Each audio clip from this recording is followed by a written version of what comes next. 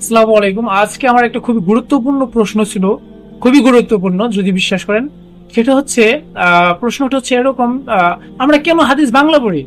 আমাদের হাদিস বাংলা পড়ার উদ্দেশ্যটা কি? কেন আমরা এটা হাদিসটা বাংলা পড়তেছি, যেখানে রাসূল সাল্লাল্লাহু আলাইহি ওয়াসাল্লাম তার জীবন দশায় কখনো বাংলা হাদিসই বলেন নাই, মানে বাংলা আমাদের কোনো কিছু আদেশই করেন নাই।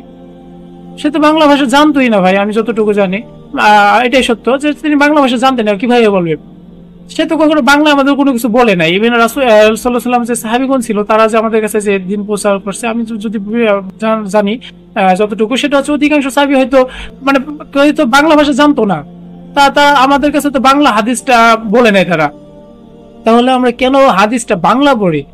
আমি ভুল না হলে হয়তো 10 জন যদি হাদিস পড়ে, 10 জনের 10 জনই হচ্ছে আপনার হাদিসটাকে বাংলায় পড়ে, যে হাদিসটা কি বলছে, আল্লাহ রাসূল সাল্লাল্লাহু আলাইহি ওয়াসাল্লাম কি আদেশ করছেন, রাসূল সাল্লাল্লাহু আলাইহি ওয়াসাল্লামের জীবনটা কিভাবে কাটছে, সবকিছুতে তারা হাদিসের ক্ষেত্রে, সুন্নাহর ক্ষেত্রে হচ্ছে আমরা হচ্ছে মানে বিষয়টা হচ্ছে আমরা বাংলায় পড়ি। কেন বাংলায় পড়ি, এটা উত্তরটা আমাকে বলুন।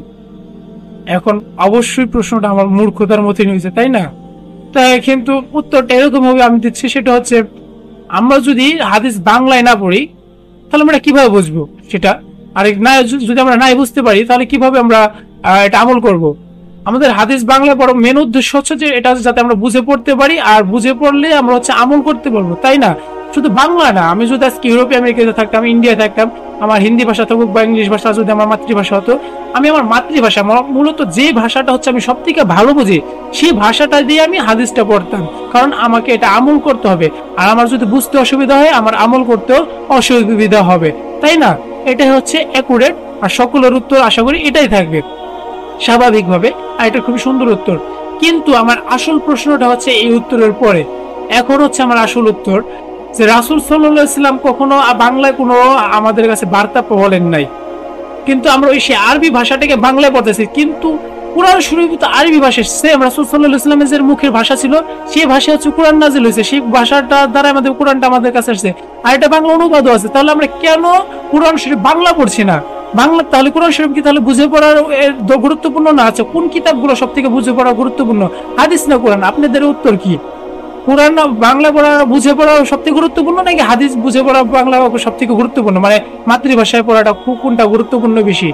সেম টু সেম ভাবে যেভাবে সাহাবীগণ রাসূল সাল্লাল্লাহু আলাইহি ওয়াসাল্লামের জীবনের কথা বলছে, কোরআন শরীফ পড়েন, আপনার ইউসুফ আলাইহিস সালাম, নূহ আলাইহিস সালাম, মুসা আলাইহিস সালাম, ঈসা আলাইহিস সালাম, এরকম আরো অনেক নবীর জীবন কাহিনী, তাদের সময়ের ঘটনা কিন্তু বাস্তব ঘটনা কিন্তু কোরআনে তুলে ধরা হয়েছে। ইভেন ওই গল্প থেকে আমাদের অনেক কিছু আদেশ করা হয়েছে, শিক্ষণীয় বিষয়। ইভেন কোরআনে হচ্ছে আসল ফরজ ইবাদত, যেগুলো মুসলিমদের জন্য বাধ্যতামূলক ইবাদত, সেই ইবাদত গুলো কিন্তু মূলত কোরআনের মধ্যে নাজিল হয়েছে, কোরআনের ভিতরেই আছে। কোরআনের বাইরের গুলা, এগুলো আপনি 100% বলতে পারবেন না বাধ্যতামূলক, কিন্তু এই সেই কিতাব যাতে কোনো সন্দেহ নাই, সেটা হচ্ছে আল কোরআন। এটার মধ্যে যে ইবাদত গুলো ফরজ করেছে, এগুলো বাধ্যতামূলক, তাই না? তাহলে হচ্ছে কোরআন হচ্ছে, যদি হাদিস ইম্পর্টেন্ট হয়ে থাকে, আমি তো মনে করি যে হাদিসের থেকে লাখো গুণ, কোটি গুণ বেশি গুরুত্বপূর্ণ হচ্ছে কোরআন বাংলা বা নিজের মাতৃভাষায় বুঝে পড়ার জন্য।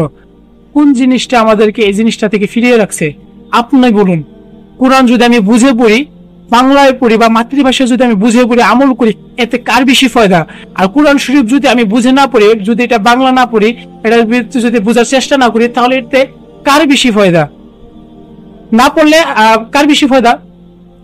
অবশ্যই শয়তানের হবে। শয়তান তো চাই আল্লাহ তাআলা আমাদের যেসব বিষয় থেকে সতর্ক করছে, এগুলো যাতে আমরা না জানি, তাহলে তো তার উদ্দেশ্য পূরণ হবে, তাই না? আরেকটা বিষয় হচ্ছে জানেন সেটা কি? খুশির খবর। সেটা হচ্ছে যেমন আমরা তো খুব মুসলমানদের রেকর্ড শুনতে খুব পছন্দ করি, তাই না? হ্যাঁ, আমাদের কিন্তু আরেকটা দিক থেকে খুব রেকর্ড আছে মাশাআল্লাহ। সেটা হচ্ছে পৃথিবীর ভিতরে সব থেকে বেশি যে কিতাব পড়া হয়, সেটা হচ্ছে পবিত্র আল কোরআন। মাশাআল্লাহ, ইনশাআল্লাহ এটাই হচ্ছে পড়া হয়, আর এটাই কিন্তু দিন দিন বাড়বে ইনশাআল্লাহ। আর পৃথিবীর ভিতরে সব থেকে না বুঝে, মানে কিছু বুকার মতন যে কিতাবটা না বুঝে সব বেশি পড়া হয়, সেটা হচ্ছে পবিত্র আল কোরআন। কিন্তু যে কিতাবটা হচ্ছে সব থেকে বেশি বুঝে পড়ার হুকুম সেটা।